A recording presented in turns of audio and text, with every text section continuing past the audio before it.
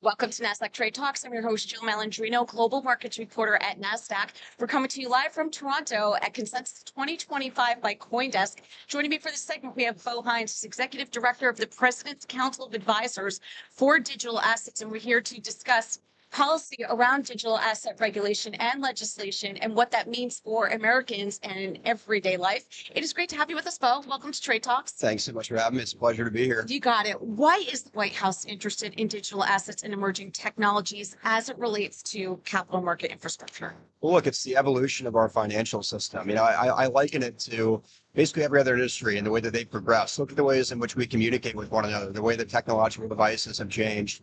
The banking rails and our payment rails have been archaic for quite some time, and we believe that this technology integrated properly into those traditional ecosystems can really revolutionize the way in which people move money. It can be more expeditious with instant settlement times. It can provide more transparency and be more cost effective for Americans and people throughout the globe. But in terms of the importance of digital assets technology more generally, we have to be at the forefront of leading the push in terms of what this evolution is going to look like and establishing the standard for the rest of the world. And that's what we plan on doing. So let's talk about the goals in the space. And of course, a lot of that is hinged on the framework around policy and how to operate within the environment. I feel that's what the capital markets are waiting for, so that we can really push this forward at scale.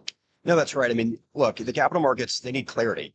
Right. And I think that a lot of these traditional financial players are really excited to integrate these technologies, but until they have the clarity that they need to do so, it's still a very scary environment. And, rightfully so. Look at what happened under the Biden regime over the course of the last 4 years. This industry was a victim of lawfare, overregulation. They were targeted in a way that no industry had ever been targeted before, and to no fault of their own. But now they have tailwinds instead of headwinds. And, a lot of that is due to the leadership of President Trump and the team that he's put together. And the first digital asset CEO, he established the working group in which I'm the executive director, and our brilliant AI and crypto czar David Sachs is the chair.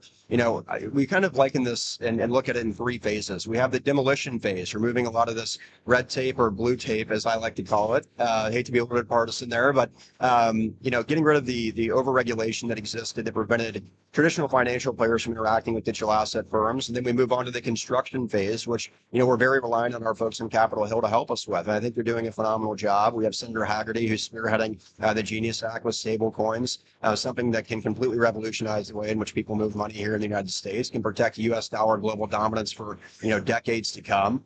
But then we have to move on to the implementation phase in terms of integration, what that actually looks like in a practical matter. And I think that we're well on our way of achieving this. The president said that he wants to make the United States the crypto capital of the world and usher in the golden age for digital assets. And I firmly believe that we're going to achieve that in short order. What's the industry's reaction been like working with Washington? It's been phenomenal. Both from traditional financial players who are banging down our door asking, what our timeline looks like, what we think is actually going to be moving here in short order. But the industry altogether from the digital asset space has come together in a way they never have before. We've seen this with the Genius Act. It's the first time ever that all 3 major trade associations have actually come out and supported a bill, along with the stalwarts in the space as well. And look, they've made concessions on different sides of this because they realize how important it is for the United States of America to lead the charge here. Realistically, what does the time frame look like in terms of starting to see these things get passed and into law? Well, we'll see. I think some people viewed last week on the cloture vote with Genius as a setback. I don't think so. And the reality is those negotiations and conversations are ongoing. I think people should keep their eyes peeled as to what's going to happen in the Senate over the course of the next week or so. But I'm confident in our colleagues and their understanding of how important this is to come together and find, the best outcome for the American people. And I think we're close to achieving that. It's how you legislate, right? That's right. That's the core of it.